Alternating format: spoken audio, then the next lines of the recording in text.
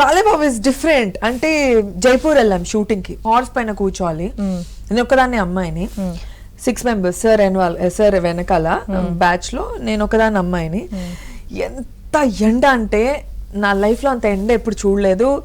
ఎవరు అంటే ఆ ఎండలో ఆల్రెడీ పొద్దు నుంచి 3 సెట్ లో పడిపోయారు. 2 హాస్పిటల్ తీసుకెళ్లారు, 3 పడిపోయారు. సెట్ లో అందరికి కోకోనట్ వాటర్, స్ప్రైట్లు, కూల్ డ్రింక్స్లు అలాంటివి ఇస్తున్నారు. అలాంటివి ఎప్పుడు ఓన్లీ స్పెషల్ అకేషన్స్ కి ఇస్తారు. సో కూల్ డ్రింక్స్ అలాంటివి ఇస్తున్నారు అందరికి, బికాస్ ఎవరు పడిపోకుండా ఉండడానికి. ఆ ఎండలో హార్స్ మీద 1 minute కూర్చుంటే చాలు, సో పెద్ద హీట్ అంటే అంత హీట్. అందులో హార్స్ ఎక్కి కూర్చోవాలి, హార్సులు మాట వినటం లేదు. అండ్ సార్ అయితే ఎలాగో అలా హార్స్ వచ్చి కాబట్టి ఆయన హ్యాండిల్ చేస్తారు. మాకు భయం వేస్తుంది, మొత్తం ఇలా కాలిపోతుంది.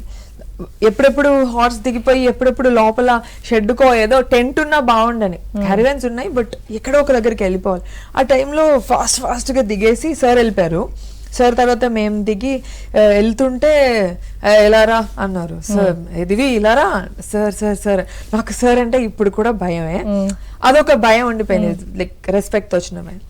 సార్ అంటే ఇలా ఒక ప్రోటీన్ ఎనర్జీ బార్ ఇచ్చారు అనమాట, ఎనర్జీ వస్తుంది అని చెప్పి. That is like sweet of him, like to take care. And especially Balebabu ఆడవాళ్ళని చాలా చాలా జాగ్రత్తగా, చాలా రెస్పెక్ట్ గా ట్రీట్ చేస్తారు. మనం చూసింది, మనం అనుకుంది డిఫరెంట్. చాలా రెస్పెక్ట్ ఇస్తారు, చాలా బాగా చూసుకుంటారు. అండ్ నన్ను చాలా బాగా చూసుకున్నారు. I so happy seeing him. ఆయన దగ్గర నుంచి చాలా నేర్చుకోవచ్చు. ఆయన పూజలు బాగా చేస్తారు, పూజల గురించి చెప్తారు. ఈ రోజు ఏం చేశారు, ఈ రోజు ఏ పూజ, ఈ రోజు ఏ దేవుడికి పూజ, ఎలాంటి బట్టలు వేసుకోవాలి, ఈ రోజు ఏ స్వీట్ తినాలి, ఎలాంటి వెజిటేబుల్స్ తినాలి, ఈ రోజు ఏంటి, అలాగా. ఆయనతో కూర్చుంటే మనకు కూడా ఇంత నాలెడ్జ్ లేదు నాకు అనిపిస్తుంది.